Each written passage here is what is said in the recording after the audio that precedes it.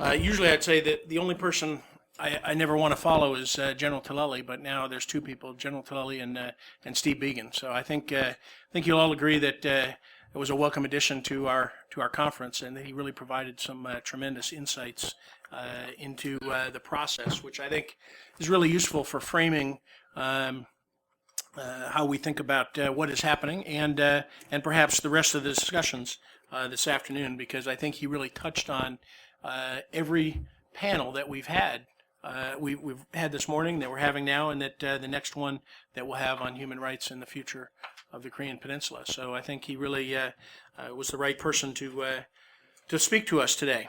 All right, so now we're going to talk about four power relations on the Korean Peninsula. I think it's really important. We noticed already from the first panel that there were questions particularly about China and China's influence. I don't think we can look at North Korea in a vacuum or as a single problem.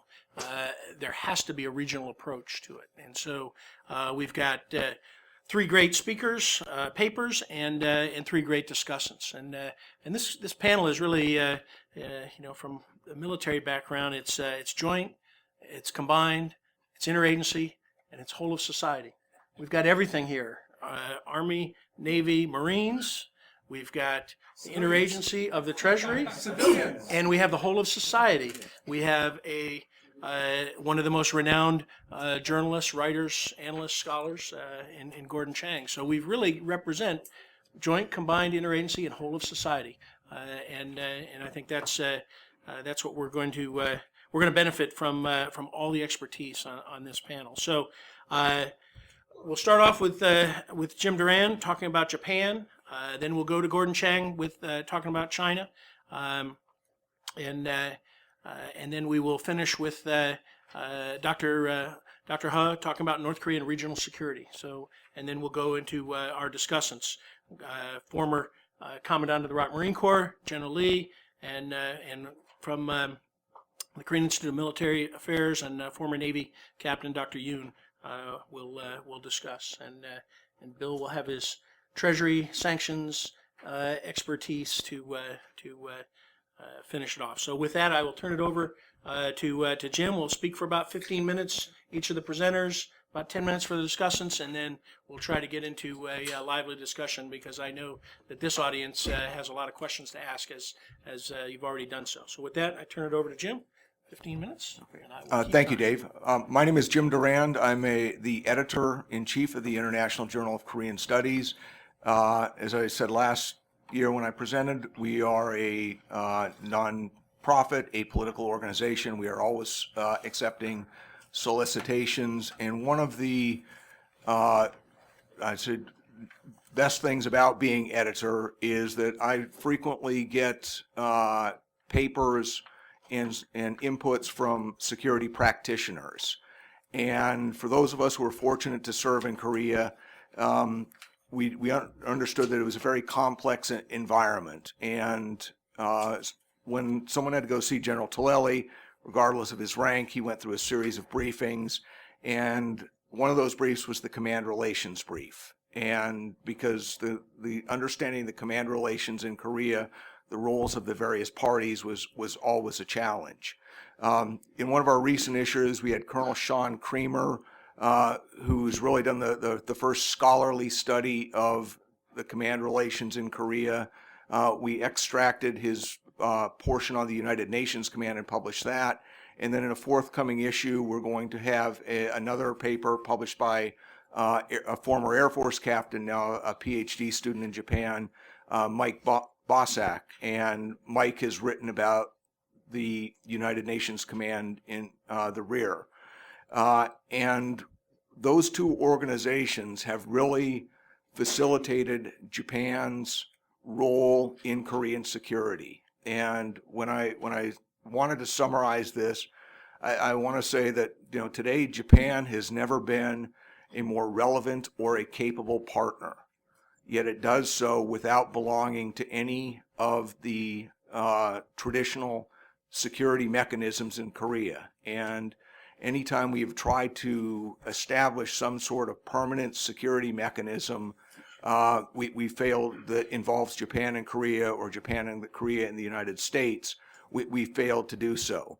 So my paper was really exploring this paradox, and I need to confess this is the fourth time I've looked at this. And the first time I did so, I was an exchange student at the Republic of Korea Naval War College.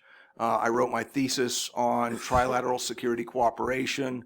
And I would say that was the should stage. You know, we should have trilateral security cooperation because we are all democracies, we are all sea powers, we are all countries with common interests. And I think that really reflected the time period. Is some of you may remember in the late 90s, we made a concerted effort by the U.S. government to try to get some type of trilateral security mechanism. And it was Ambassador Sherman, former Secretary of Defense William Perry, and we really tried to do this. And we could not overcome some of the bureaucratic, and the cultural and historical issues to ever do this. The second time I looked at this, I was now a student at Japan's National Institute of Defense Studies. And by this time I was fortunate in Dr. Victor Cha had published his doctoral dissertation, which was on trilateral security cooperation, and it gives us a framework for looking at that. And Dr. Cha had, said basically when you have two states, Japan and Korea, that are aligned but not allied, the actions of the United States really affect security cooperation.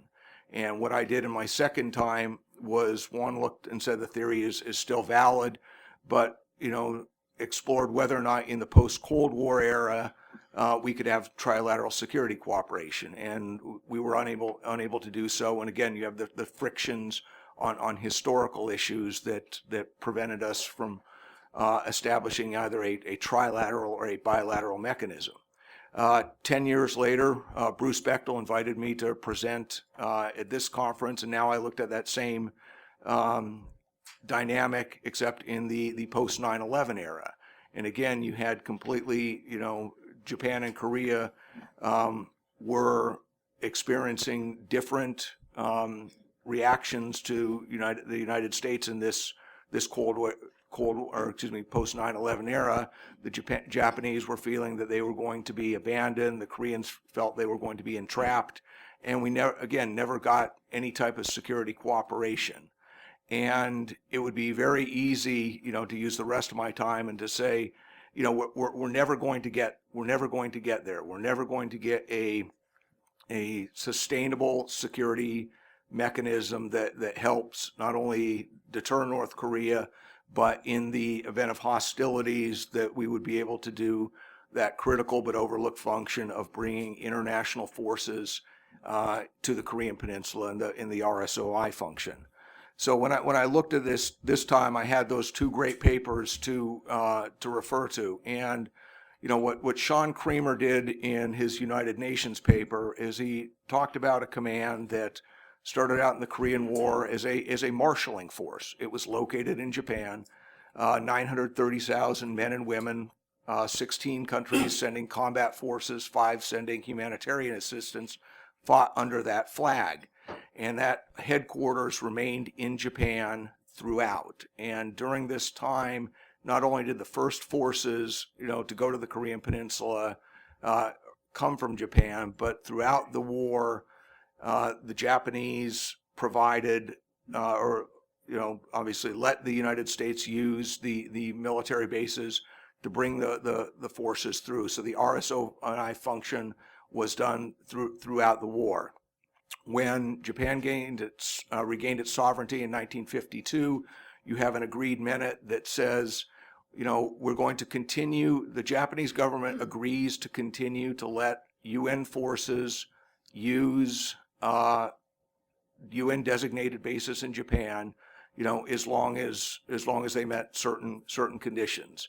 This became the basis for the 1954 agreement that was the United Nations Government of Japan Status of Forces Agreement, which allowed UN sending states, the 16 states that sent combat forces and the 5 states that sent humanitarian assistance, to use UN designated bases in Japan.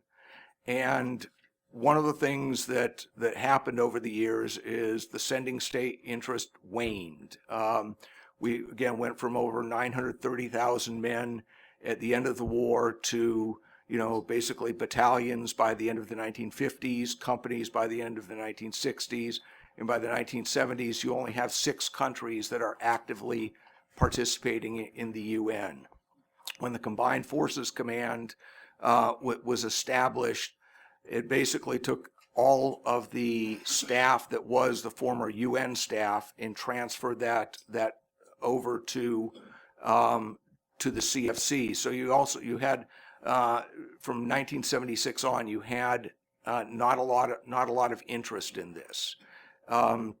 What happened is we started to realize, I think, that North Korea wasn't as an international problem.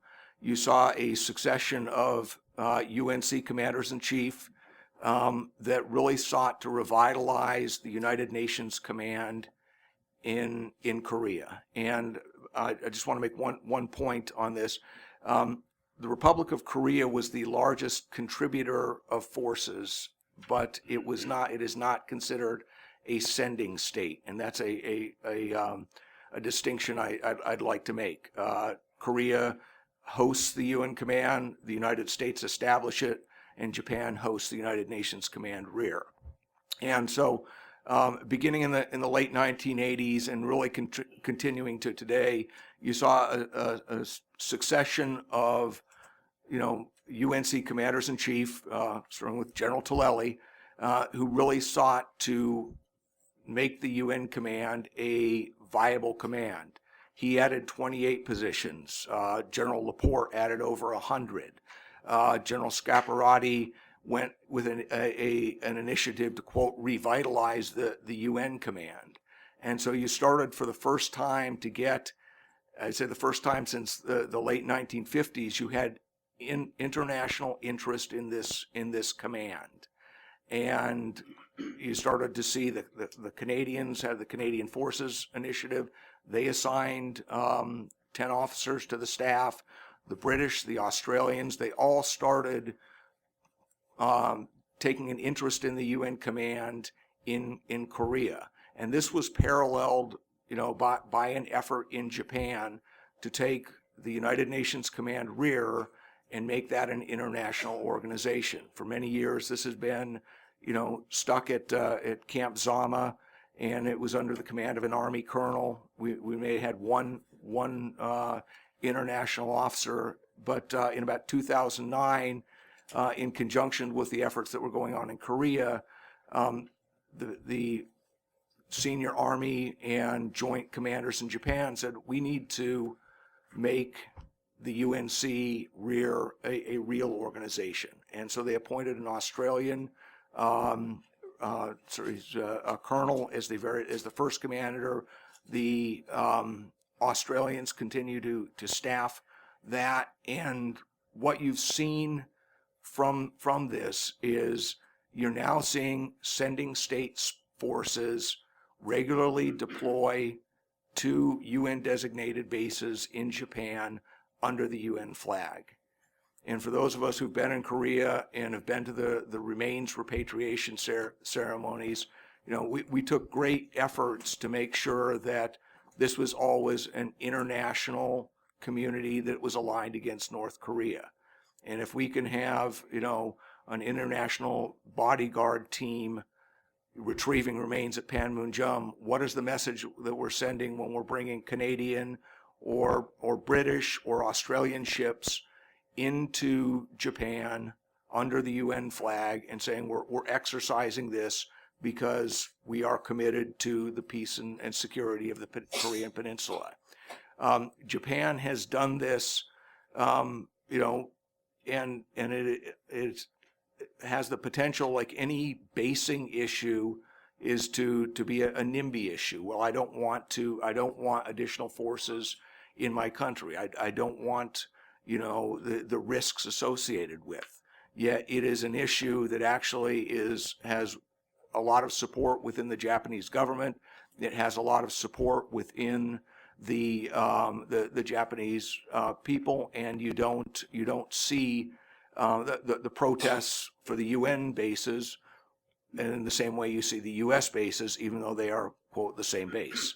The other issue that I've tied to this is what Japan has done in procurement. Japan is, like Korea, it is a very large buyer of American weapon systems. And this, gives us the ability, obviously, for the U.S.-Japan alliance to operate using a common picture. And we do this, and we've done this in many programs, including the E-2 Hawkeye, the F-35 Lightning II fighter, and most recently the Aegis and Aegis Ashore systems. And in these programs, these are very, very significant defense programs. The F-35 had close to $70 billion in development costs. Every country that is an F-35 partner is also a sending state. And so for the first time, you have a system which you have the capability. Obviously, there's going to be political will to exchange information between all forces flowing into Japan. The other issue I'd like to bring up is Aegis Ashore in the Aegis system, because this is something I think that does not make the press like it should, but it is absolutely one of the clearest examples of trilateral cooperation between Japan, Korea, and the United States. Japan has 6 Aegis destroyers, 5 are BMD capable. Korea currently has 1. The United States has 38. And obviously we have a global responsibility, but the United States and Japan are very committed to using our Aegis afloat assets to defend Japan and defend those American and U.S. bases that are in Japan against the threat of North Korean missiles. The United States, Japan, and Korea, the navies of those countries frequently get together and they practice ballistic missile defense drills. That most recently they have done this in 2017 in an exercise called LINK-X. And if you think of the challenges you have in command and control, BMD requires basically a common operating picture and split-second decision making, and it is something that we do practice, and it is practiced obviously at sea. It is away from the press, and it doesn't generate the type of negative publicity that you would have in other types of ground exercises. As I said, this is very significant because we all know about the North Korean threat. Dr. Bechtel and others have written on it extensively, from the ballistic missile threat. Any RSOI through Japan is going to need some sort of ballistic missile threat detection. And if you have all 3 countries operating together, you're going to significantly increase that capability.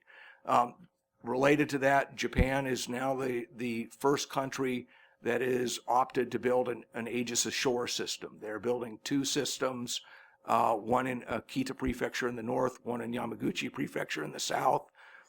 These will be similar to the Aegis Ashores that have been deployed in Romania and Poland, except they are different, is that these are not manned by U.S. sailors. They're not property of the U.S. government.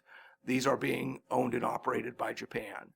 And what Aegis Ashore is going to do is not only increase your coverage, but it is going to allow the United States and Japan to basically take the Aegis destroyers that are currently doing picket duty against North Korean missiles and bring them back. So I'll get back to my main point. Japan is a more capable force, and it is a more relevant force than it has been in the last 50 years.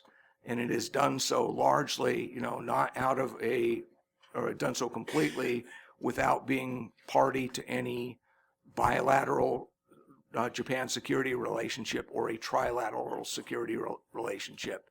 They've built up some incredible capabilities and common operating systems that, would provide future commanders the ability to exchange information if there is the political will.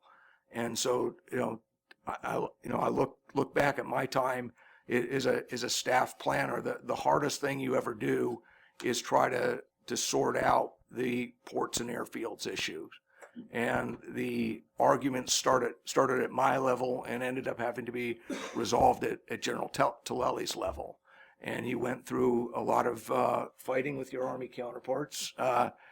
But having those 7 UN designated bases in Japan, having them secured, and having the international community use those bases and become familiar with them, it's a great deterrent for North Korea. And I think they need to realize how often these forces are going through Japan under the UN flag. And again, my fourth presentation, I can finally say I'm very confident about Japan's role in Korea's security. Thank you. Thank you, Jim. I think we too often overlook the security contributions of Japan, although I'm sure someone's going to ask a question about if there is a declaration of the end of the Korean War, what will happen to the UN command and, of course, those 7 UN bases. So I think that'll be a great point for discussion. Next, we'd like to hear from Gordon Chang on China's role in inter-Korean relations, and something that is probably one of the most complex issues and one very important that we really need to understand and address. Gordon? Well, thank you very much, Dave, and thank you very much for everyone being here. In the past year, one of the world's great geopolitical problems, puzzles, has been solved. For decades, analysts have been trying to figure out how much control the People's Republic of China exercised over the Democratic People's Republic of Korea. And most people accepted China's line that they really didn't have that much influence. This is what Xi Jinping, the Chinese ruler, told Donald Trump, President Trump, at the Mar-a-Lago April 2017 summit. And President Trump publicly said he agreed. And of course, China's line is plausible. For millennia, you had the Chinese and Koreans fighting each other. For millennia, that border between China and Korea has shifted hundreds of miles in both directions because of conquest. And so when the Chinese say, well, the Koreans detest us, and so therefore we don't really have the ability to control the Koreans, people agreed. But, yes, emotion has very little to do with this. And Xi Jinping, in the last 14 months, I think, has settled this question to many people's satisfaction, because he demonstrated 2 things. One of them is that when he wants to influence North Korea, he summons the North Korean leader. And when he summons the North Korean leader, that leader comes running to China. So for 3 times last year, Kim went to China. First time at the end of March, he went to Beijing. Second time at the beginning of May, went to the port city of Dalian. And the third time, Kim went to Beijing again, this time after the June summit with President Trump. And if that weren't enough, Kim got on his armored choo-choo and went to Beijing in the beginning of this year in January, and he actually spent his birthday in the magnificent Chinese capital. So that's 4 straight times. And for his part, Xi Jinping has not gone to North Korea even once. But there's more in this I've got a vassal department. When Kim met President Trump, he actually went to Singapore on an Air China jumbo. And I think that was largely Xi Jinping's message to President Trump that I own the North Korean leader. And also there have been other signals of this. So for instance, Chinese officials in March of last year allowed North Korean media to photograph the gifts that Xi gave to Kim and his wife. Those gifts were valued at $394,000. And I think what Xi Jinping was trying to do here was to invoke some imperial era themes. When China believed it was the center of the world, when the Chinese rulers believed that they ruled Tianxia, or all under heaven, when they looked at the Koreans as subjects, and also when Chinese leaders were in the habit of giving big gifts to visiting vassals. So Kim, who brags about Juche, who brags about North Korea being independent, who denigrates South Korea for being an American puppet, last year and this year has made himself look like a Chinese one. And that's why academics now talk about Kim's tributary diplomacy when it comes to China. But North Koreans, of course, are not the only ones who've shown subservience to the Chinese. The South Koreans have done this as well. So, for instance, we have to go back to that most important event at the end of October 2017, when the South Korean Foreign Ministry agreed with the Chinese one and issued what are now known as the three no's. They agreed that South Korea would not base any more terminal high altitude area defense missile batteries, THAAD batteries, on Korean soil. They agreed that South Korea would not participate in ballistic missile defense. And they agreed that South Korea would not join with Japan and the United States in a trilateral alliance. By issuing the three no's, what I think the South Koreans said to the United States was that even though China had nourished this threat, North Korea, even though China had nourished this threat against South Korea, that China was more important to the South than the United States was. And of course, we're the only nation pledged to defend South Korea. And also, what the administration of Moon Jae-in was saying was essentially, look, America, yeah, you defend us, but we're not going to allow you to use your most effective tools in defending the South Korean nation. So in short, this was stunning. And the questions we have to ask really are, where does China get off demanding that South Korea not defend itself against a threat that the Chinese themselves have bolstered? And also, when do they get to issue these statements with China with little or no consultation with the United States? Well, since then, things haven't changed. So, for instance, at the end of January, Xi Jinping sent birthday greetings to Moon Jae-in, and President Moon was very, very open. He was very proud about the birthday greetings, circulating them on social media.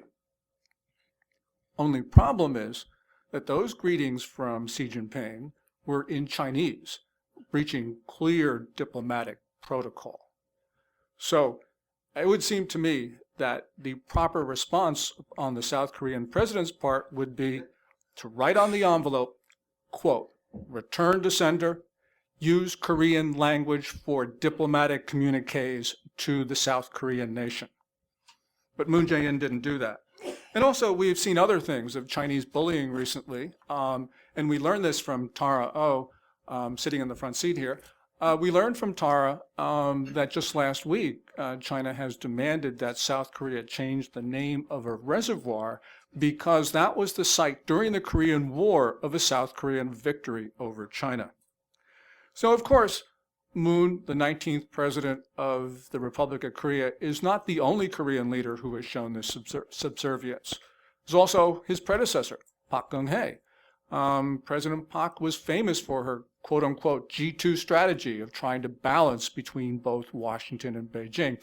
And she actually went to Beijing despite American objections to attend and be displayed at the September 3, 2015 parade that Beijing sponsored, this ghastly military parade that was meant to mark the 70th anniversary of the end of the Korean War. She shouldn't have gone. So what can we say about all of this? Well, I think there are 2 points about China's growing influence over both Koreas. First of all, Xi Jinping, more than his predecessors, has tried to show the extent of Chinese power over others, including the Koreans.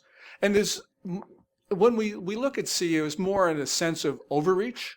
So maybe the Chinese are not more powerful these days, but they are more intent on demonstrating their influence over both Koreas. We can say that both of his predecessors, Hu Jintao and Jiang Zemin, were much more circumspect. but Xi Jinping himself is not. And so what we are perhaps witnessing are just naked displays of raw Chinese power. Second, I think that China displays and has a lot of influence over the northern portion of the peninsula, largely because it is willing to provide assistance that other nations, complying with their international obligations, will not do. So, for instance, Chinese banks, including all four of the so-called Big Four, have been handling North Korea's money in violation of UN rules and also U.S. statutes. And Bruce talked about this morning. And because this course of conduct has occurred over decades, and because we're talking not about small Chinese institutions, but about big ones, then obviously this activity has the approval at the top of the Chinese political system, the Politburo Standing Committee. So we can only infer that Beijing has wanted to insert itself into this dirty business. And as we've heard today, and as we've heard at previous conferences, the Chinese have supplied either part or probably all of the transporter erector launchers that North Korea uses for its mobile missiles. There's some suggestion, as we know from Bruce Bechtel's work, that China has supplied some of the critical technologies for North Korea's solid fuel missiles, because there are suspicions that North Korea, which started launching solid fuel missiles in August of 2016, did not do this on their own. So, what can we say about all this? Well, because of China's extraordinary control over the North and because of its influence over the South, that the division of the Korean Peninsula, which has continued for decades, is probably something that China wants.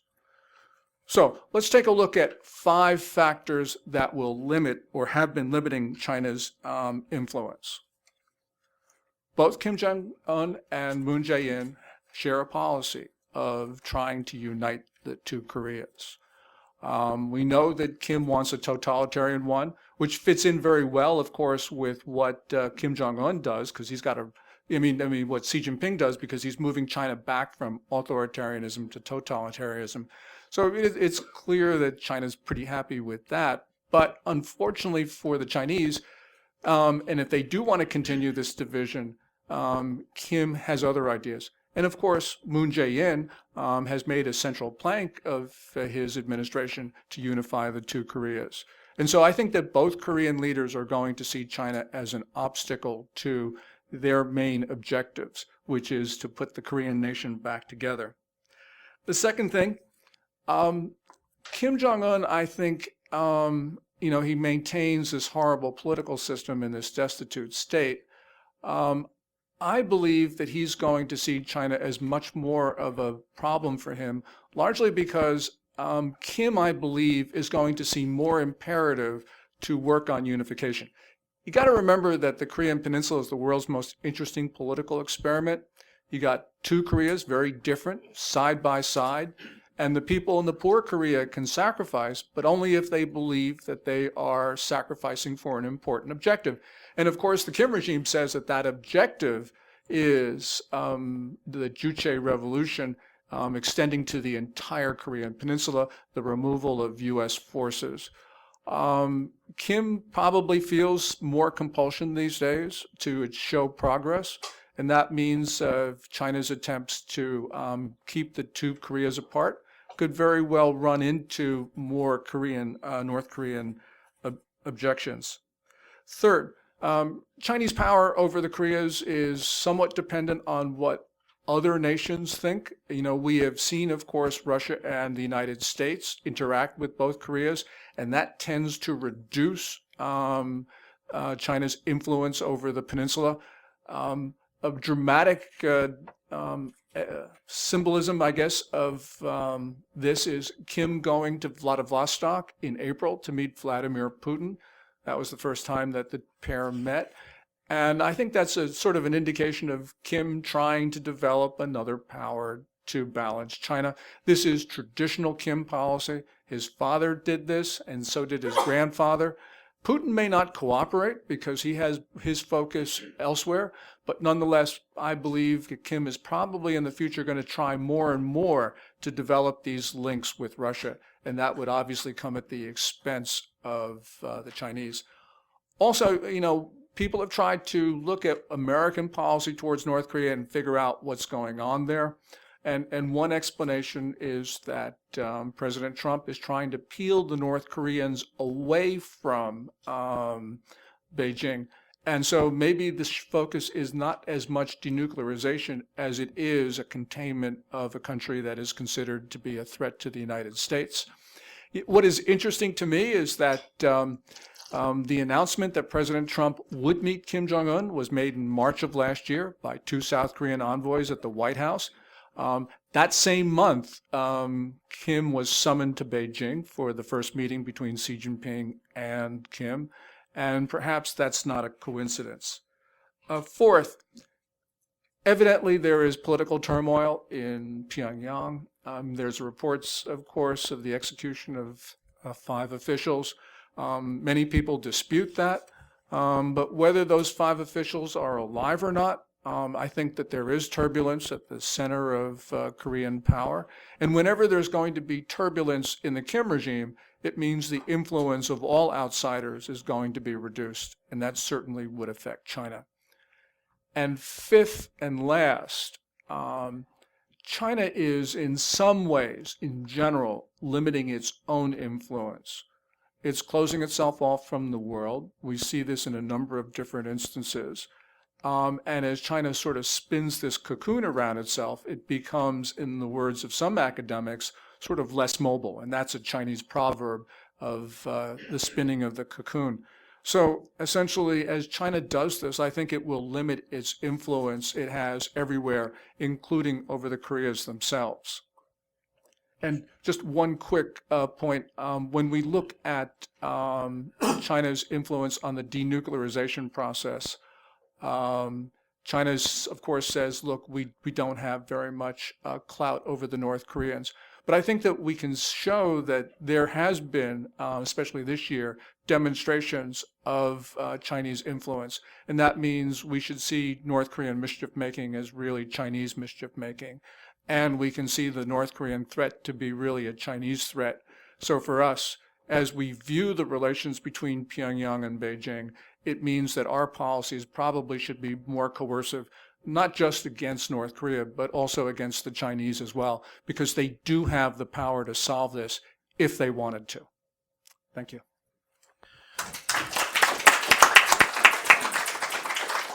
Thank you, Gordon. You certainly gave us, I think, some very unique perspectives that we perhaps don't, you certainly debunked some of the myths that China can't or doesn't have great influence over North Korea. So I think you've given us some really important views to think about and to discuss.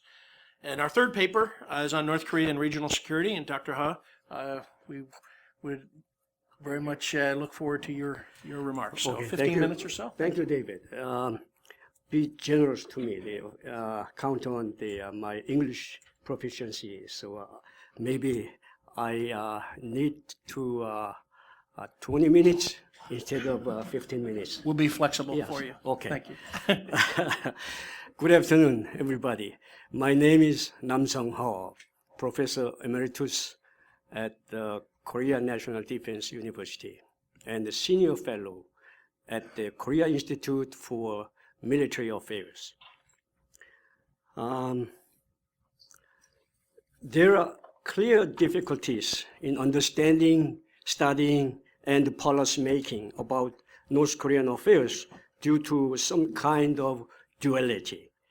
The one salient duality, I think, is the duality of cognition toward North Korea in the mind of the South Korean people. Suffering brethren to be helped versus the foe to be defeated. Eventually, this made it difficult for the U.S. and the South Korean governments in their concerted efforts vis-à-vis the North Korean nuclear crisis. To me, dealing with North Korean issues is very much similar to a jigsaw puzzle game without base picture. It is almost impossible for anyone to draw any conclusion on North Korean issues based on their limited information. Nevertheless, today I'd like to present a picture of the North Korean jigsaw puzzle game. And I would briefly explain the necessity of the multilateral approach and suggest comprehensive packages and steps for the resolution of the North Korean nuclear problems. And finally, this is my very important. I'd like to emphasize on this part. I would suggest a somewhat challenging idea of Plan B. I named it as South Korea's open door and temporary nuclear armament in order to overcome the worst scenario from a South Korean viewpoint. What are the North Korea's real intentions or motives for its nuclear programs? Why do they dare to possess the absolute weapon? Do they need it as a last resort or as leverage for bigger concessions? It seems that North Korea's goal of nuclear strategy is to have North Korean version of MAD, Mutual Assured Destruction Capability, vis-a-vis the United States. Once North Korea built the capability to destruct San Francisco or Los Angeles with the Hiroshima-grade nuclear bomb delivered by ICBMs or SLBMs, the United States could not dare to attack North Korea with nuclear bombs preemptively, I think. If North Korea is developing nuclear weapons as its last means for ensuring security, the possibility that North Korea will scrap its nuclear programs through negotiations is unlikely. In this case, the only reason for North Korea's acceptance of the inter-Korean summits and the U.S. DPRK summits is to ease harsh international sanctions and to gain enough time to get its nuclear status as a fait accompli. In my opinion, North Korea may be walking on a middle line between the last resort and the negotiations leverage. Even though it seems North Korea would never really give up its nuclear ambitions, taking into account its 6 nuclear tests since October 2006, there might be a golden 1% of possibility that North Korea might scrap its nuclear programs if the carrots and sticks are employed in a way to create harmony among the concerned countries. If we are excessively attached to North Korea's last resort motivation, there would be only 2 extreme solutions left: approve the bomb or implement a surgical strike on it. Either way would be a nightmare or a disaster, especially to all of the Korean people. That is the reason why we could not avoid betting on the negotiations with North Korea in order to solve this crisis without war. Now let me talk about multilateralism. Of course, the United States now seems to favor the summit meeting with the top-down approach over another multilateral talks. Mr. John Bolton has mentioned on April 28th that even though the 6-party talks is not ruled out, the U.S. now doesn't favor it. Nevertheless, we could not avoid trying to solve the nuclear issue with multilateral means. The reasons why it should be based on the multilateralism are as follows. First, North Korea's nuclear program is not a problem between North Korea and the United States, but a problem between North Korea and the rest of the world, especially for the countries that have a keen national interest in this issue. Secondly, multilateralism is based on a sort of burden-sharing concept. The principle is that the concerned countries have the right to participate in the negotiations, and in return, they should pay further concessions collectively. Finally, a multilateral approach in solving North Korea's nuclear programs can be a stepping stone into the future when we shape a regional security organization such as the Northeast Asia Security Forum. Therefore, it is recommended to revive the stranded six-party talks. Now let me move to the comprehensive approach. But there are a number of agendas floating. The question here is how they will be packaged and in what sequence.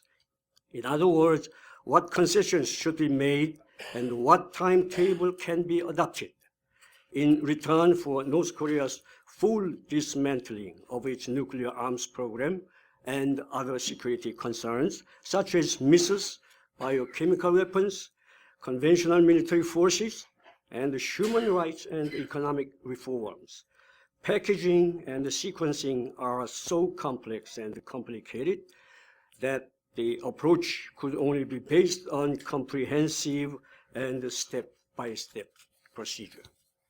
However, due to the time limits, I could not explain the detailed contents of the comprehensive approach. So please take a sort of this kind of table in my paper.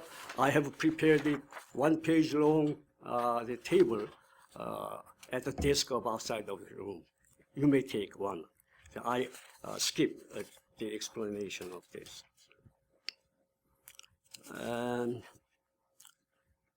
Okay, next is today's hot potato, Plan B. As I mentioned, that this is my real emphasis on this. As a concerned soldier of more than 42 years of service before retirement, I do have more sensitive and imminent feeling of crisis. Driven by those sense of urgency and desperation, therefore, let me show a worst-case scenario first. To begin with, I do argue that South Korea should think about getting its own nuclear bombs in order not to be killed or not to be the slave of the North Korea. Let me explain in this way. Number one, with the summits between the two Koreas and the U.S. DPRK, the possibility and the opportunity for CVID of the DPRK nuclear program passed away. Instead of the DPRK's CVID, the term of denuclearization of the entire Korean Peninsula, the long-held North Korean version of mutual nuclear disarmament, has been settled down on the joint statement at Singapore. North Korea's concept of denuclearization of the Korean Peninsula is quite different from the term of South Korea and the United States. The ROK-US side calls the denuclearization as the CVID of the DPRK nuclear warheads, missiles, fissile materials, facilities, and monitoring for more than 15,000 nuclear engineers and their activities.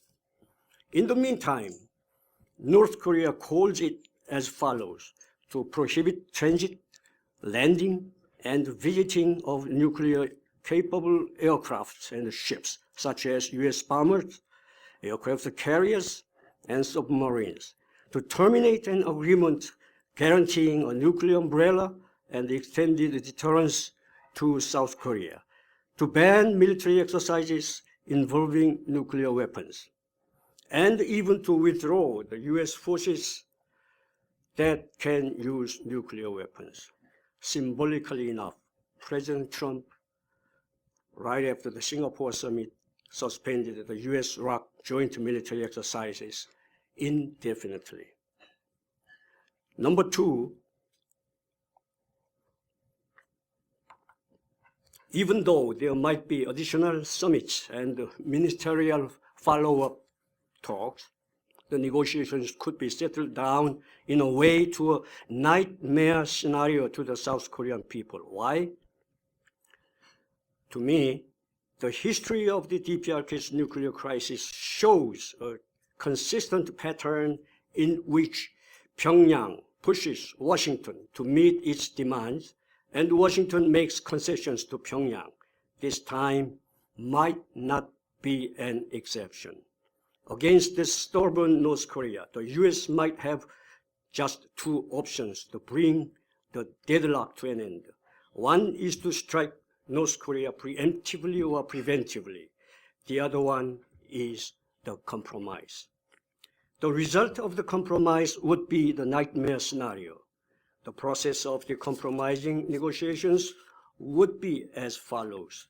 North Korea takes steps on their own denuclearization process of dismantlement of the entire present and future nukes, except the past nukes. With the destruction show of the Punggye-ri test sites, part of the past nukes already were buried in a grave without any verification. North Korea will be agreed upon the crystal clear dismantlement, which is mainly fit to the U.S. security demands, such as the entire delivery system to hit the U.S. soil, including Hwasong-15, Musudan, and SLBMs, the entire existing fissile materials and facilities, and the pledge of 100% complete non-proliferation of warheads, materials, and technology to the third party. However, North Korea will not bend to the demand of the complete and unconditional verification against some of the concealed nuclear warheads beyond the declared bombs. The U.S., however, could not but make a concession to North Korea in order to bring the deadlock to an end. It will be a little room to breathe against the harsh verification, and not long after, President Trump would declare proudly that the U.S. won the nuclear game with North Korea because he brought about the 100% safe America from North Korean nukes. The majority of the American people might be satisfied with the result. This was the way of compromise when the 1994 U.S. DPRK agreed framework settled down, in which DPRK's past nukes were unchecked. In the same way, President Trump would say to South Korea that, okay, we won, you pay. But in this case, the unknown number of North Korea's concealed warheads with its Scud and Rodong missiles would be the nightmare to the South Korean people. Upon facing with this national security crisis, South Korea could not but to get its own nuclear bombs in order to make one-to-one correspondence against the North Korean bombs. Somebody could argue that South Korea, with its trade-dependent economic system, cannot withstand against the severe international sanctions. However, let me remind you this episode as an unprecedented example. In 1966, Pakistan's Prime Minister Zulfikar Ali Bhutto proclaimed that if India produced a nuclear bomb, Pakistan would follow suit, even if the population had to eat grass to the soul. This kind of extreme rivalry could be applied to the situation of the Korean Peninsula once the aforementioned nightmare scenario turned out to be a reality. Finally, going to the nukes, South Korean bombs should be taken in this manner in order to ease the U.S. and the international society. Let me name it as the open door and temporary nuclear armament. According to this plan, South Korea will make 30 to 50 Hiroshima-grade nuclear bombs under the close inspection by the international organization. And South Korea will dismantle them in a manner of one-to-one correspondence against the North Korean bombs upon the CVID terms enforced by the IAEA. This is the Plan B, I said, the ultimate game changer to finish the nuclear nightmare in the Korean Peninsula. as well as the Northeast Asian region. The idea of South Korea's open door and temporary nuclear armament itself, in the meantime, could be a strong bargaining chip for the U.S. vis-à-vis China, fearing the nuclear proliferation to Japan and Taiwan in a stream.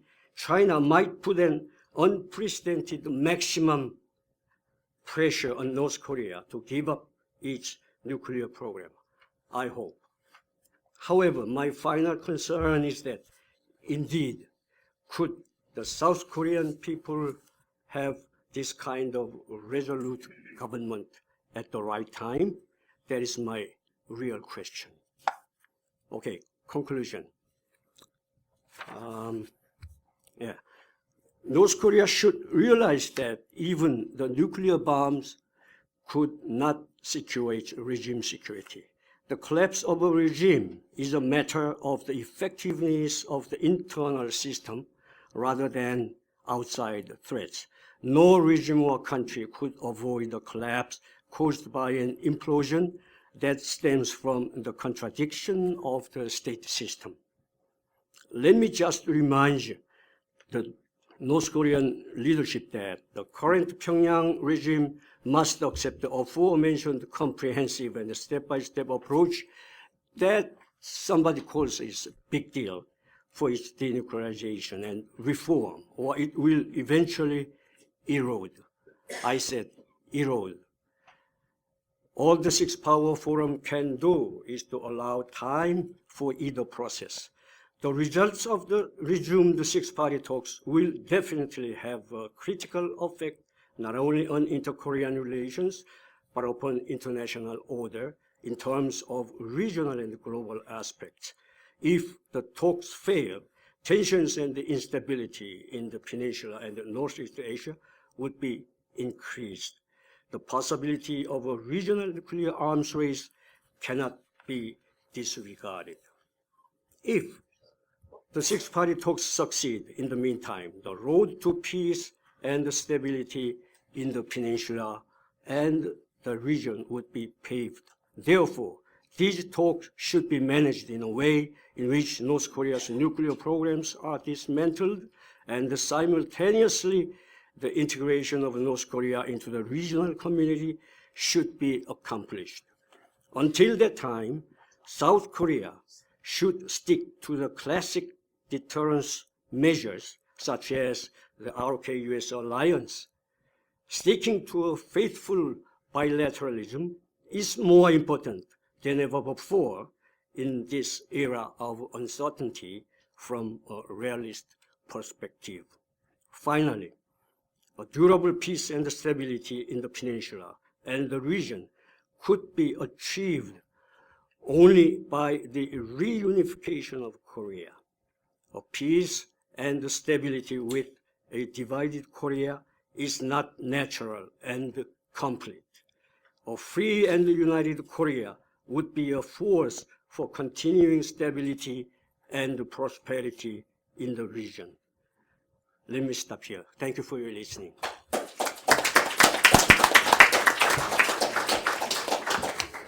Thank you, Dr. Huh. You have provided probably one of the most thought-provoking or provocative papers. I look forward to Plan B and Operation Hot Potato. But your paper is actually very timely because there are reports today, a new analysis of the 2017 nuclear test in North Korea, that some scientists are now saying it was 10 times larger than original estimates, or 16 times larger than Hiroshima. And so your paper is provocative, but it is timely, and I'm sure will generate much discussion. But don't count on that. I'm not an extremist. Yes, I know. But I do have to say that I totally agree with your conclusion that the only way we're going to see an end to the nuclear program, as well as an end to the crimes against humanity being committed by the Kim family regime against the Korean people in the North, is through unification, or a secure, stable, non-nuclear peninsula unified under a liberal constitutional form of government, which we might call the United Republic of Korea, or UROC. which I think would be really good. So now we're going to turn to discussants. General Lee, would you like to start, and or would Dr. Yoon like to start? I'm going to end with. Okay. Hey, Byung Dae Sarong Hae. Thank you. Yeah. That's unfair. Yeah. He said that's unfair. Okay. Yes. Well, perhaps that's the flag of the privilege, I think. You know? Yeah. Okay. Yeah. My discussion will be focused on the North Korea and the regional security. Very unfortunately, that the Korean discussant against the Korean representatives anyway. Mr. analyzed the history of DPRK's nuclear problem very concisely and clearly. And they also then emphasized the revival of multilateral approach, observing its pitfalls and hopes, and proposed a comprehensive approach with four-step package in the sequences, and lastly, a very ambitious Plan B. So I pay my great concurrence in his opinion. For the revival of multilateral approach, six-party negotiation channel in the past, although were promising for a real agreement in structure, has not matched that promise in output. Anyway. So I'd like to mention a couple of inherent problems very briefly in these multilateral talks. The first one is the number of actors involved.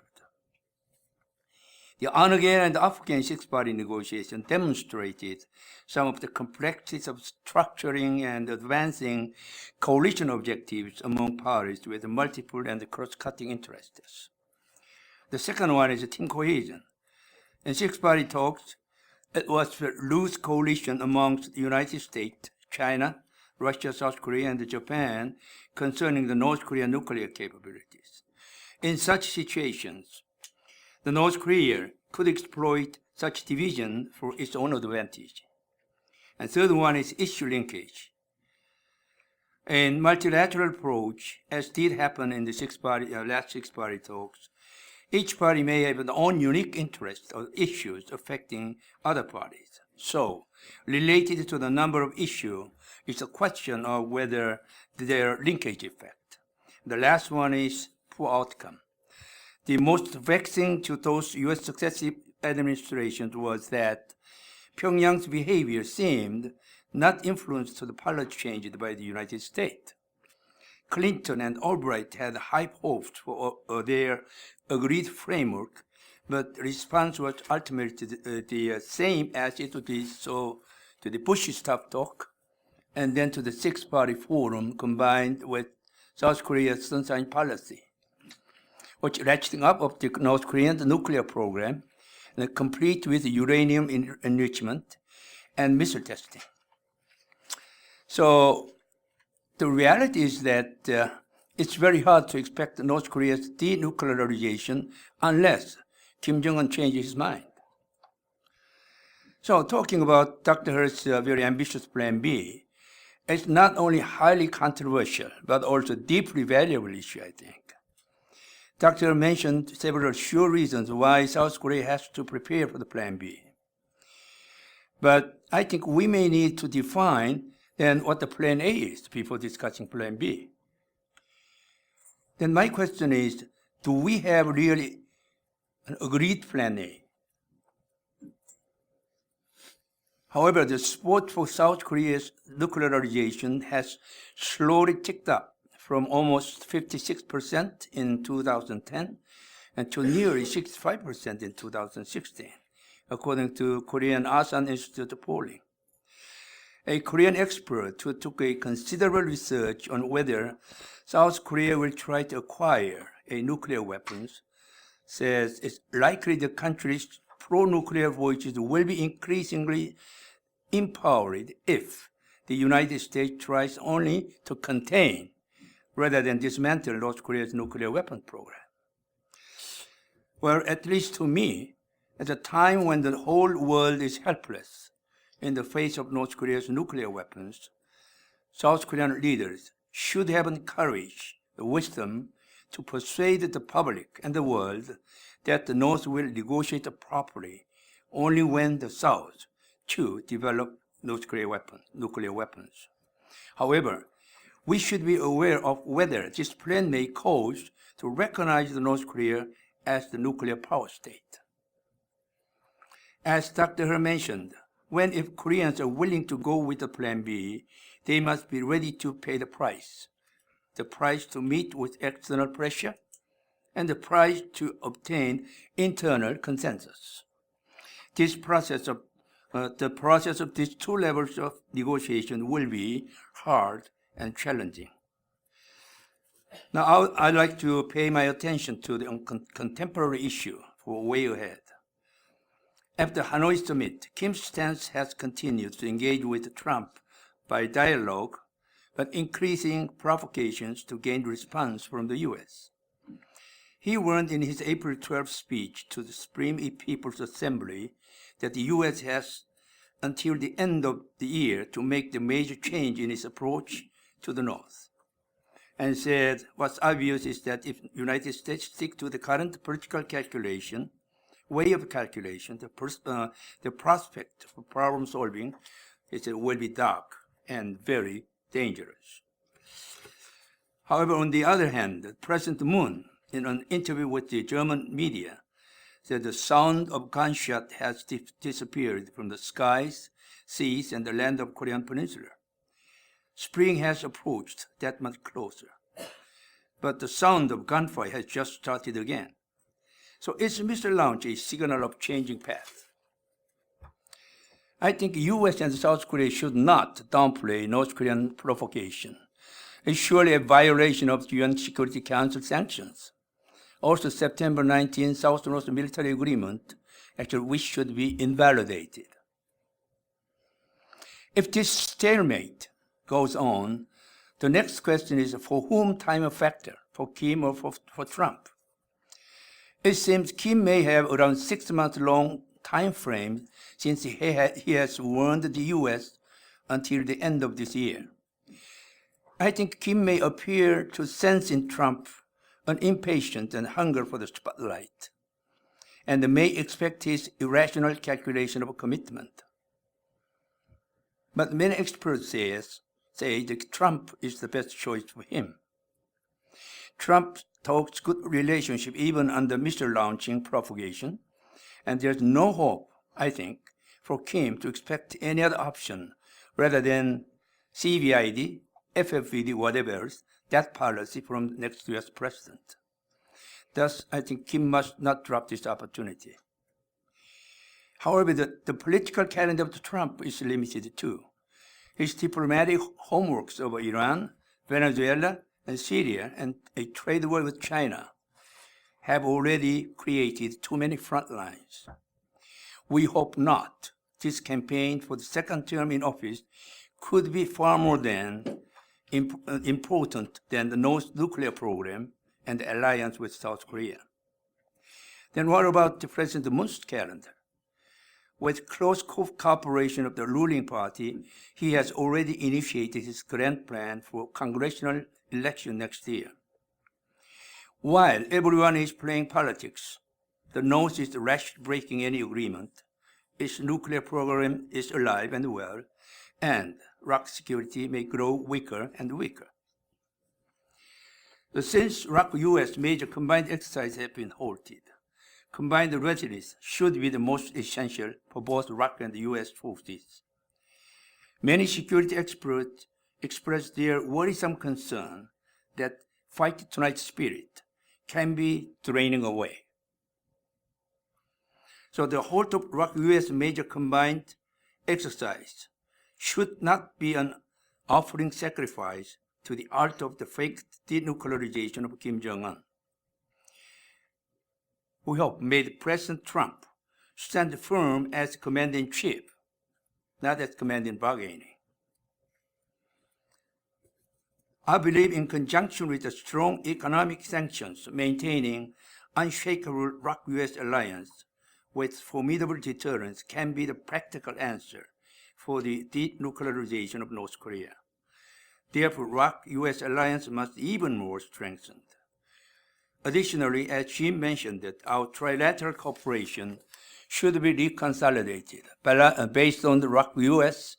and the U.S.-Japan alliance, ROK-Japan cooperative relationship for the security of the Korean region should be reshaped. So regarding to that matter, I'd like to one question to Jim Durand that would you tell us the Japanese multi-cross-domain operations capabilities and its influence for the security of the Korean Peninsula? Okay. By shooting short-range missile ballistic missiles, North Korea has already chosen confrontation rather than conversation. So U.S. and South Korea should revive the halted combined exercises as soon as possible. So ROK-U.S. forces should keep in mind this word. Expert timber cutters always ask themselves, when was the last time you sharpened your axe? Thank you.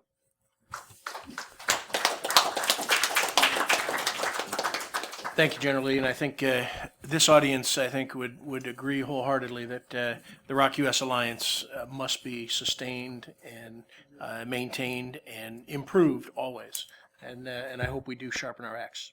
Thank you. Dr. Yoon, why don't you... 10 minutes? 10 minutes? Thank you.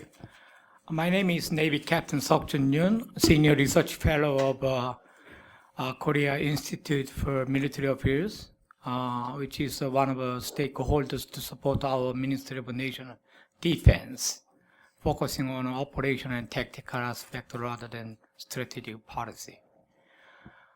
I would like to thank you, the Council on the Republic of Korea, United States Security Studies, Republic of Korea Council inviting me, being part of such a timing and prestigious occasions. And I was asked the organization to make some comment and questions for Mr. Gordon Chang's paper.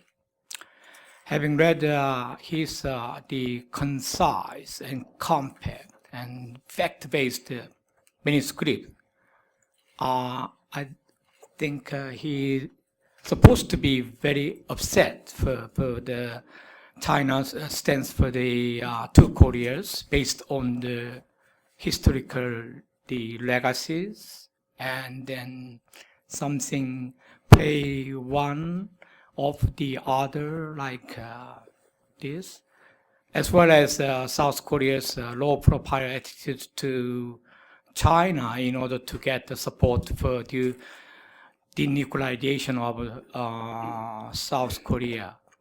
Fully understood. And I also have the same reacted on the case by case, which is the Mr. Gordon Chang argued his papers. Before I start to my comment and questions, let me remind all of the audience, today is the special day for the 30th anniversary of the Tiananmen Scare. I had a bit memories when I was the young officer student for the overseas education, University of Bristol in United Kingdom, to study Chinese military affairs. One of my colleagues, Mr. Sun Ni, heard for the situation of Tiananmen Scare. He hurried up back to China, and then we never heard her any appearance or knowing or whatever. So I personally express great condolence to the victims of Tiananmen Scare. Right. There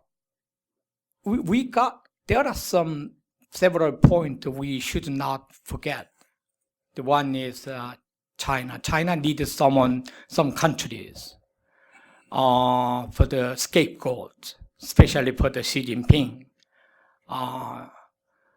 Soon after the Xi Jinping took his office, he bravely to aggressive policy, to articulate the aggressive policy toward not only for the United States, for his neighboring countries, China Dream, Belt and Road, One Belt and One Road Initiative, and then what else? Something, the goodwill, the contribution for the neighboring countries, whatever. But for the recent couple of years, China, the Xi Jinping has a very difficult time. He's under the criticism in the elite in the Chinese collective leadership group, and then BRI have many problems applied for these neighboring countries, such as debit trade.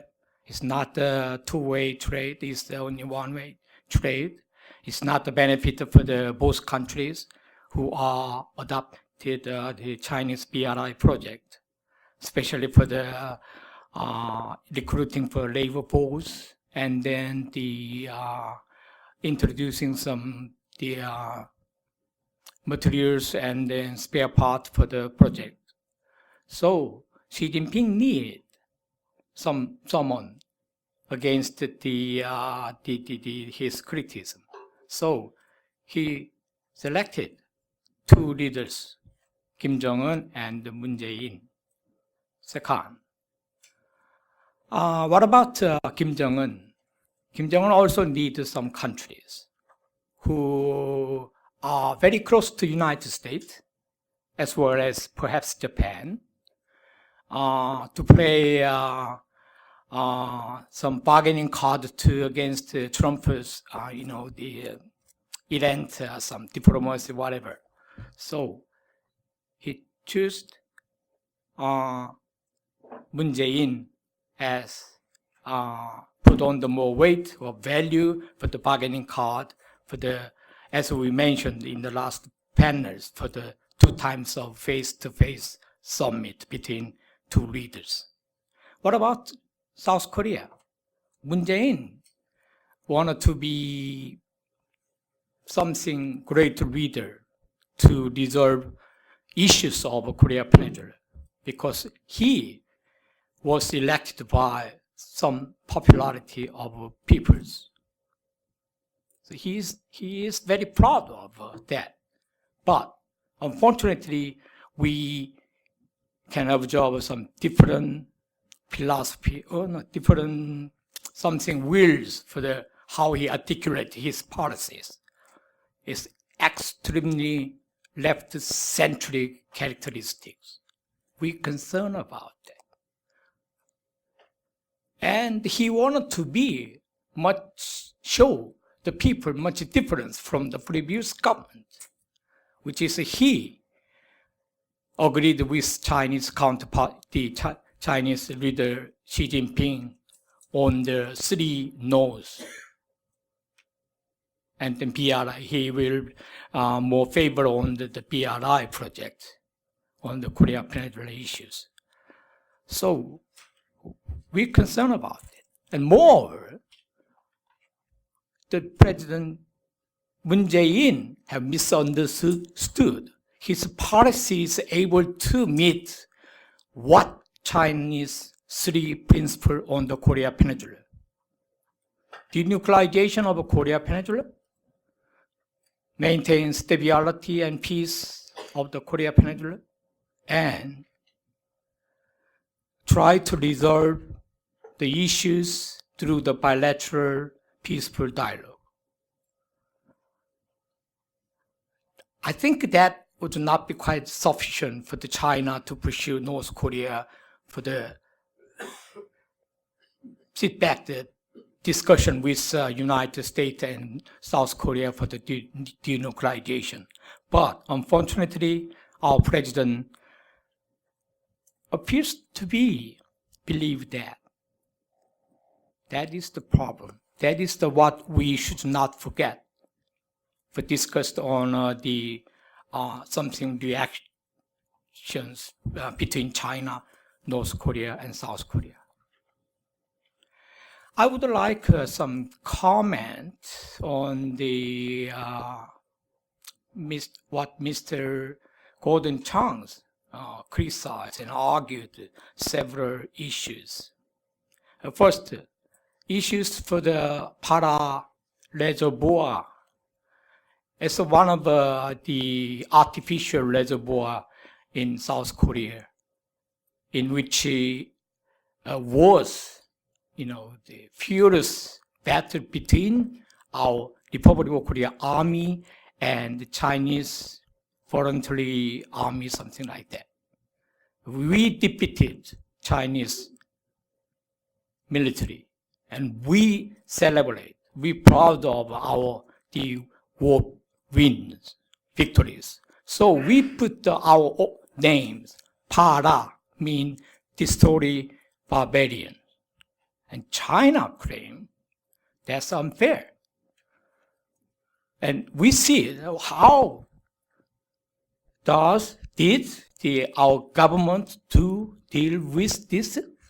And our government claims, say, it's not our central government responsibility. It's kind of our local government's responsibility for whether they have to love to change on the Para reservoir or not. And now what we observe that is the local government try to change the name of the reservoir. Where are the authority of our presidency? Second, so-called the three no's. As I mentioned, Moon Jae-in wanted to be differentiate from the previous government. So he bravely too sent the Minister of Foreign Affairs to go to meet the Wang Yi, Chinese Minister of Foreign Affairs, agreed on three no's. Why? In my observation, it's like that. First, in the THAAD issues, that's not ours. It's the U.S.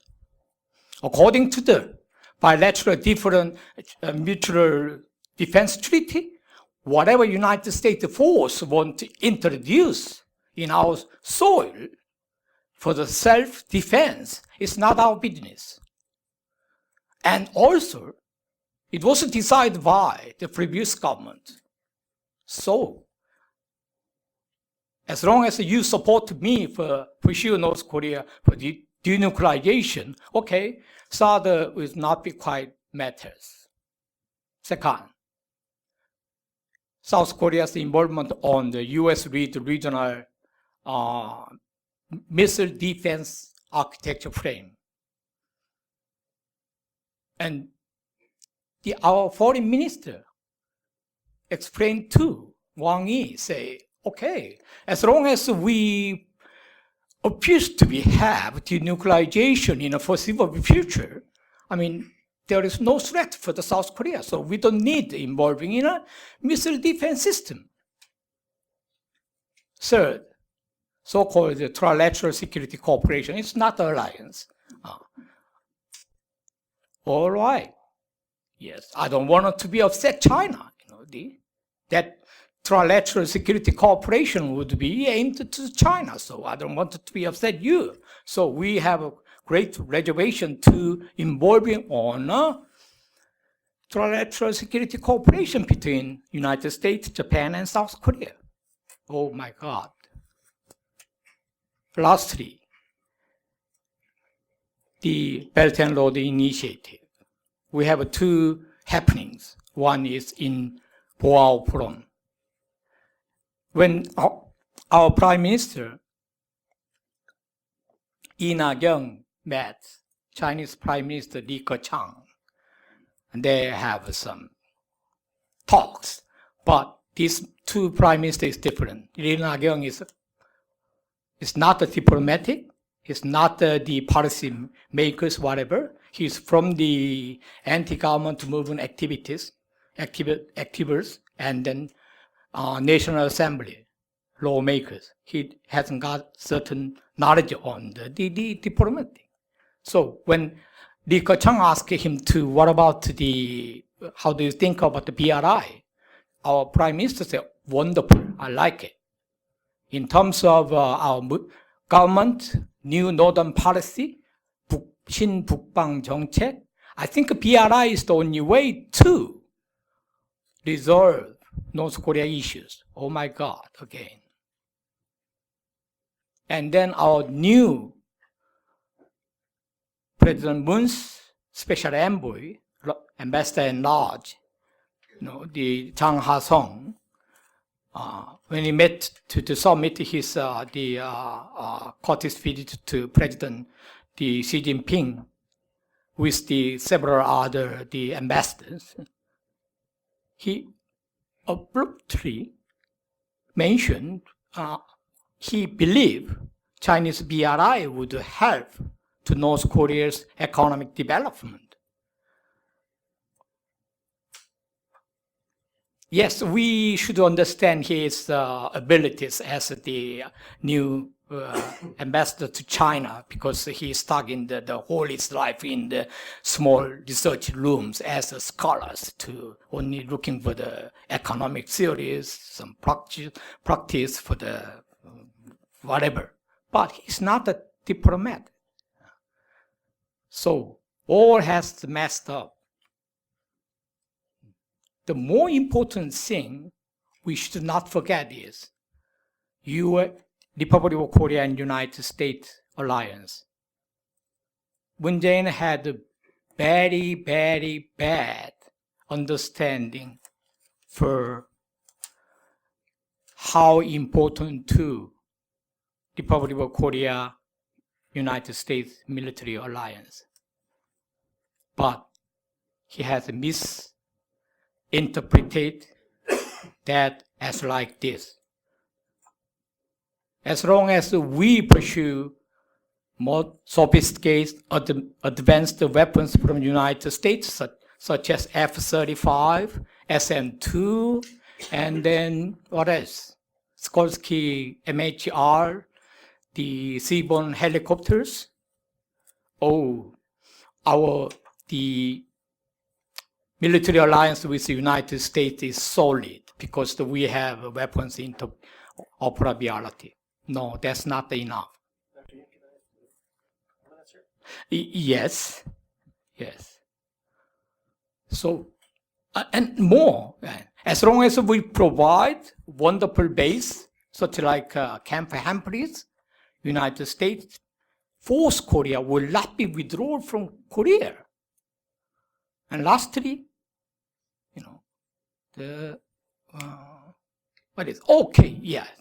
United States will not withdraw U.S. force Korea from the South Korea because China.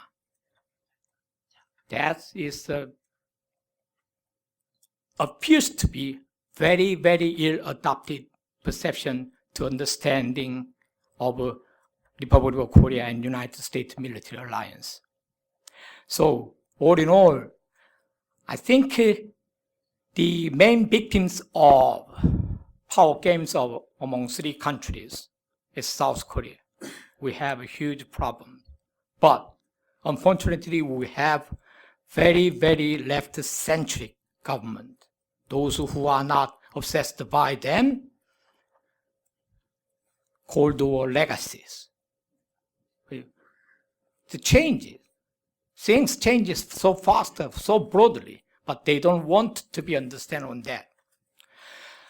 So that's my comment on the paper. I got several questions to Mr. Gordon Chang. The first question is, recently I contribute to my papers in the Diplomat Online Journal, and I suggest China got to be changed their role of Korea Peninsula, not based on the narrow view on the history, not on the narrow view on the play one against the others. They got to be more commitment to the international law, such as the United Nations Security Council sanctions, whatever. I mean, China is the major, rule breaker of the United Nations Security Councils. Yes, please. Yes, I will do. Speed up. China is the main country to provide oils to North Korea. The illegal illicit ships transfer in the high seas near to East China Sea, now in the Chinese territorial radius. So my question is, how do you see that China will be recalibrate their policy towards North Korea or not? Because the Chinese customary leverage is almost disputed due to Trump's brave talk with Kim Jong-un. So what China can do in a foreseeable future to come up with the more practical phrases? Thank you. Thank you, Dr. All right. Back to clean up. Bill Newcomb. Go ahead, Bill. It's all yours. You wrap this up, and then we'll go to Q&A. Well, I know everybody's anxious to ask questions, so I'll try to be brief and make some short comments about each of the presentations. Before I do that, Russia was mentioned only in passing. This was supposed to be looking at 4 parties. So it should be recognized, I think, by everyone that Russia has a long-term involvement in Asia. It may not have the resource ability to do what it wishes to do now, but I think the willingness remains. And so to borrow a phrase from Gordon Chang, it has a great capacity for mischief making in the area. So that has to be taken into consideration. In addition, if you go back to the original sanction against North Korea at the United Nations, it not only called for they're dropping the prohibited programs, nuclear, ballistic missile, other WMD. It also called upon them to rejoin the IAEA. Anybody know why North Korea was in the IAEA in the first place? Russian pressure. That's why they were there. Because after the first North Korean nuclear facility was discovered, the Soviet Union at that time put pressure on Pyongyang via its supply of fissile material to its IRT research reactor and said, you're not going to get any material if you don't join the IAEA and put these facilities subject to inspection. So grudgingly, North Korea did, and it belonged until ultimately, it withdrew, although that withdrawal itself is controversial. And then, over the longer term, remember, Russia just invested a lot of money in improving the rail connection up there at Kasan-Tamangang border, because they see this as a very good way to make money and connect Japan and others in Asia to Europe using the Trans-Siberian rail system. So they have quite a few interests, and they've got Sakhalin. And they've got the natural gas plant to take over the Korean Peninsula and so forth. So they should not be disregarded, and they should have been integrated into these papers, I think, at least to some extent. So moving on, I'll take these in order. Jim Durand, very nice paper, richly detailed, charts the progress and the importance of the UNC Rear Area Organization that built a bridge for transactional cooperation. Very quick question. When I participated in a USIP-sponsored conference many years ago on naval cooperation, it was brought out that the navies couldn't talk to each other, that they had to talk, if South Korea wanted to talk to Japan, they had to do so via a U.S. ship, which makes maneuvering close together, I think, a little hazardous. And I really hope that that issue has been resolved. And if it hasn't, shame on you both. So the other part of what Jim told us, I mean, when I read the paper, to me it's a somber paper, right? I mean, you're seeing what people have been able to do to patch over a relationship that should be working and is not. The failure to secure trilateral security cooperation is an extreme example of political opportunism and leadership failure. And that needs to be overcome. John Kennedy wrote a book called Profiles in Courage. To date, I don't see any candidates in Asia for an inclusion to Profiles in Courage 2. This issue needs to be resolved. It has been many years. There are other ways to handle these historical consequences than to have them interfere with the defense of South Korea and Japan from the North Korea threat. So anyway, I'm retired. I don't have consequences for what I say. So moving on to Gordon Chang's very interesting paper. And if I have any constructive criticism to offer Gordon, it would be to stop being so coy about what he thinks about China. And I want to agree. I promise I will improve on that. I want to agree with Gordon about a couple of things in the paper that weren't quite highlighted in his presentation, but one of the points he makes is that North Korea doesn't like China. And I think that's quite true. Now, he bases his argument on a lot of historical reasons. I think that there are more current reasons that explain this political dislike better. And I trace it back to the Shanghai Communique, where North Korea felt betrayed by its long-term ally. And ever since then, the relationships at the political level have been very, very rocky. Now, if we look at China's role in the North Korea issue, there are a couple of things that people don't seem to be aware of. If we go back to the early 1990s, right after the fall of the Soviet Union, what was China's policy toward North Korea? What I saw at the time was China trying to normalize its relation with North Korea.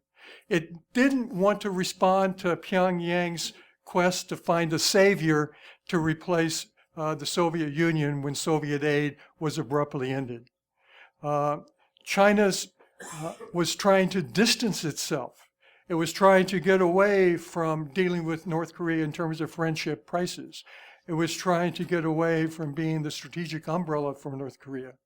That changed. And it changed after the signing of the agreed framework. And it is possible, although I have no confirmation, that China reevaluated the U.S.-North Korea relationship in that time frame and decided upon a new course of action. Plus, it was responding to the famine that was stalking North Korea at the time. So China may have reevaluated its interests. And in my opinion, done so incorrectly, because there were a lot of better ways I think China could have responded than to be sort of a protector. Now, China has evolved in terms of its dealing with UN sanctions. It is not totally ignoring them. It actually enforces some of them. And it enforces them better in more recent years than it did in the earlier years. If you want to see China's early approach, it's very easy. Go on a UN website and look for the interview with China's ambassador to the UN that took place in 2006 after the very first sanctions measure was approved by the Security Council. And at that time, they were willing to take very, very limited steps. And inspection of cargo, totally ruled out. Look at where China is today. Inspection of cargo. They enforce an awful lot of sanctions measures. There are leakages, right? Banks are a problem. Gordon is quite correct to point that out. There's no way the U.S. is going to apply Patriot Act to China's, the Bank of China or Ag Bank or Industrial Bank. It's just not going to happen. You catch them in enough transgressions and you might fine them, just like a lot of banks that participated in evasion of Iranian sanctions faced huge fines. And I think if you can make the case, if Treasury makes the case, it's very appropriate to go after those banks for these kinds of transactions. But for the big Chinese banks, North Korea is a drop in the water in terms of its profitability. And so they don't want to necessarily expose themselves to that kind of risk if they know that the chances are pretty high that they would be caught. And the chances of being caught are rising because banks are moving in the U.S. They're moving from know your customer to know your customer's customer. And that entails an awful lot more work by the banks. It will slow down the payment system, but it means that there would be a bit more transparency in the deal that is currently in process.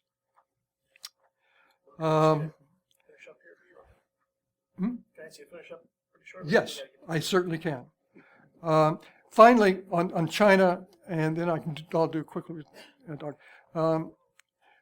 When I was at the UN, it was pretty clear to me that the Chinese Ministry of Foreign Affairs was a much weaker player than the Chinese military. So when we're dealing with the North Korean issue, I think it's really important if we have some military-to-military talks as well as State Department to MFA talks, because their interests have to be taken into account, and maybe we can nudge the needle a little bit that way. Finally, I want to give Dr. He great credit for making a bold statement. It's not easy to come out and offer something that is is going to encounter a lot of difficult discussion and reaction. And first, some very short comments on the restart of six-party talks. I'm not a fan of that. I think we're much better off dealing with bilaterally. Six-party could be reserved for later when the economic reconstruction of North Korea is subject of interest. That's where six-party can be brought in, I think, very productively. And I think Seoul would really welcome that because it's been trying to offshore the expected expense of redeveloping North Korea for a long time. It doesn't want it on its budget. Plan B, no. The reason no is because it's just more proliferation. And one of the reasons we're going after North Korea is to end this proliferation. The IAEA exists to limit the spread of nuclear weapons. So putting one more nuclear weapon state out there, I don't think serves the international interest. In terms of track A and B and so forth to get to a solution, we've tried tracks before. I've worked on tracks. There's a real problem. You're extracting costs from the people you're negotiating with, and you're offering benefits. But the people benefiting are not the people paying the price. The North Korean military is giving up income and influence. What do they gain from electric power and a railroad? You've got to find a way so that you can get direct compensation into the hands of the people that you're trying to negotiate something to give up. And finally, when you look at something like this, the phrase, first do no harm, comes to mind. And it's not quite the Hippocratic Oath, but the Harvard Medical School has this. It says that the fact when difficult real-time decisions must be made, it's hard to apply the first do no harm dictum because estimates of risk and benefit are so uncertain and prone to error. But it is a reminder that we need high-quality research to help us better understand the balance of risk and benefit for the tests and treatments we recommend. So I really applaud Dr. Ha for bringing this out because this is an issue that really needs to be examined. We need to know more about what's going on. We need to know more about North Korea's motivation. And we need to start treating North Korea differently. The problem with North Korea is moral hazard. That means the risks they take, they don't bear the consequences. They just shot off some missiles, no consequences. They are giving a pass.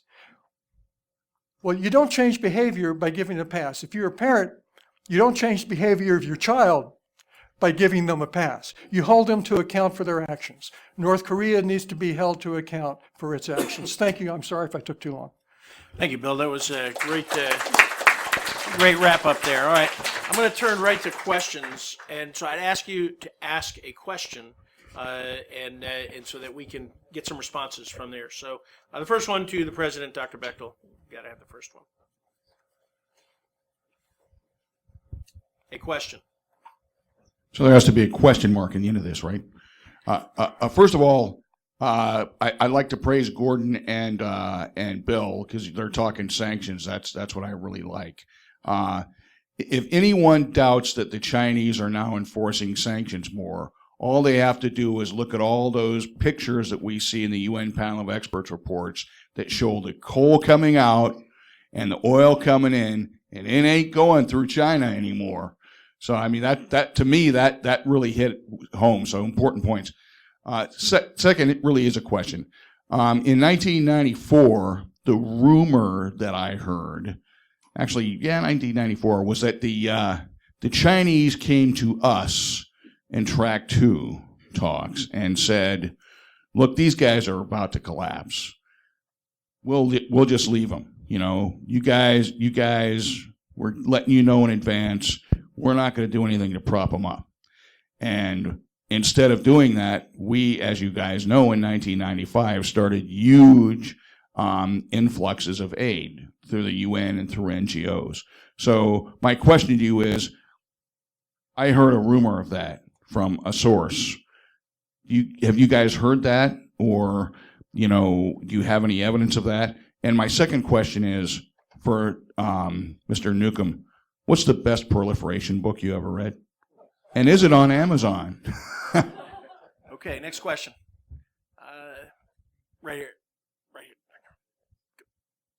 Tara's already asked one today, so she asked one for Mr. Began there. You got on the spotlight there. Yeah, the title is "For Power Relations on the Korean Peninsula." I noted that four big powers surrounding the Korean Peninsula, they suppose they put their defense and security policies on the assumption that Korean Peninsula should be or would remain divided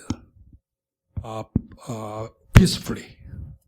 But that assumption is quite contrary, very contradicting to the Korean people's nationalism. Big problem is that now the South Korea government and the North Korean government is talking about the peaceful unification plan, so-called federation government. It looks very similar to European Union's or the two systems under one state. My question is, four powers has any, what kind of a reaction would four powers be if two Korean government announce their unification plan? That's my question. I think that's a whole other panel here. All the way in the back. Hi, I'm a research assistant at the Wilson Center. Thank you for the talk. So my question is that in 2003, the United States had an agreement with Muammar Gaddafi about the nuclear disarmament plan. But as we know, in 2012, Gaddafi was ousted, led by the United States and NATO forces. Obama administration had an agreement with Iran on the Joint Comprehensive Act, but it got reversed with the Trump administration. So I know like Iran and Libya are completely different cases to North Korea, but what I'm concerned about is those cases can set a wrong precedent or examples for North Korea. Like if Kim Jong were to denuclearize, he's going to look at the past cases and think, if I denuclearize, United States can reverse its promises and go back, as an example shown by Libya and Iran. What do you think the United States government should do in order to combat this dilemma? Okay. All right. I'm going to. Okay, Tara. Last question.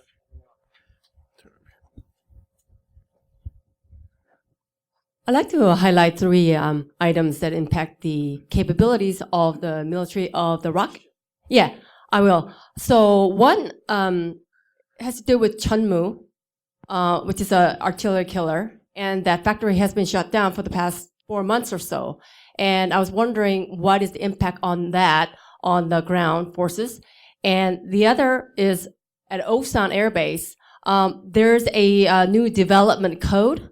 And although it doesn't sound like anything serious, that allows high rises to be built right outside of Osan, which will hugely impact the ability of the aircraft to basically take off and land for exercises or practices.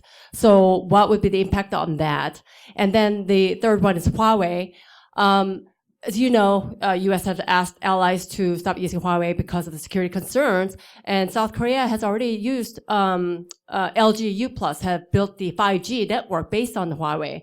And Huawei, actually the CCP, Chinese Communist Party members that have visited South Korea, visited Samsung, visited LG, visited SK, all these conglomerates, to ask them to keep supplying parts to China, to Huawei. So I guess my concern is all these impact and that impacts our ability to share classified information, because that's what U.S. said recently. So how do we address these issues? What can be done or what should be done? All right, ask the three presenters here to take any of these questions, but also the questions from our discussants there. So your choice on what you'd like to answer, Jim. Sure, I'd like to answer the question of General Lee, and which also Bill touched on. Japanese capabilities in multi-domain surveillance. Obviously, I'm taking things from unclassified sources, really looking at FMS purchases to date, but they're very good. They're among the largest operators of the P3. They have just decided to acquire more advanced E2D, and they already operate the AWACS, so they have very, very good capabilities. One point I did not highlight in my presentation, but talked about, but Bill raised was you can have great surveillance capabilities, but you have to be able to operate with your allies, and that requires a common software platform these days. And prior to the LinkX I mentioned, both there was an FMS case involving the upgrade of Aegis baseline software, and this is about $500 million to upgrade 3 South Korean and 2 Japanese these ships. So it's a significant investments both navies are making to get this capability. And I think the capability was demonstrated last September when the JS Otago actually successfully intercepted a ship intercepted a ballistic missile in the Pacific Missile Test Center. It's working. And on the Aegis Ashore system, Japan opted to go with the long-range developmental radar. This is the same system that we are putting into Alaska. It's not the Spy-6 that is on the ships. Riskier from an acquisition standpoint, but is probably going to be the most capable radar out there. Thank you. Gordon?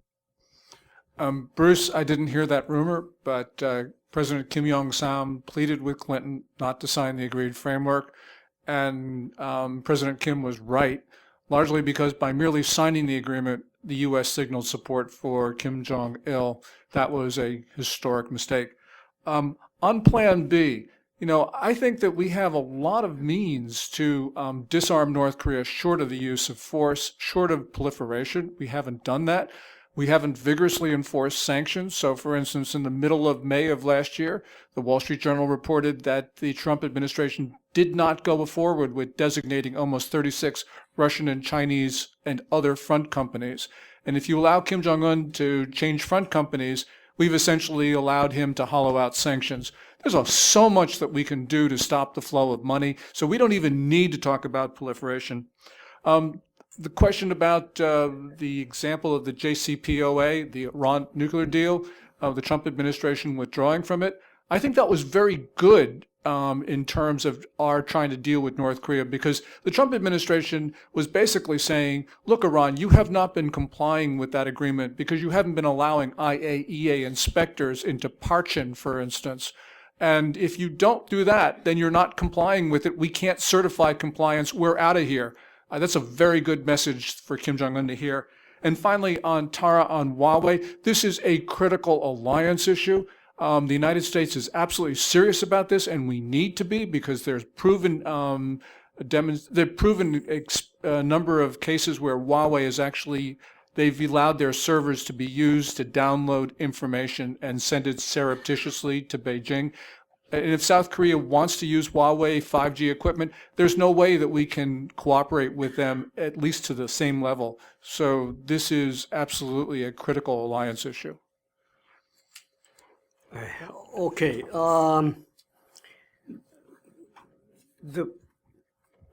I will say that the nuclear game is really a live or die game. Nuclear could be deterred or solved only by nuclear. No other means is vain. That's my opinion first. Because you might agreed upon this. There are no 100% verification. In North Korea now, the more than 100 other nuclear-related facilities beyond Yongbyon. Could you do the 100% verification? So no complete denuclearization.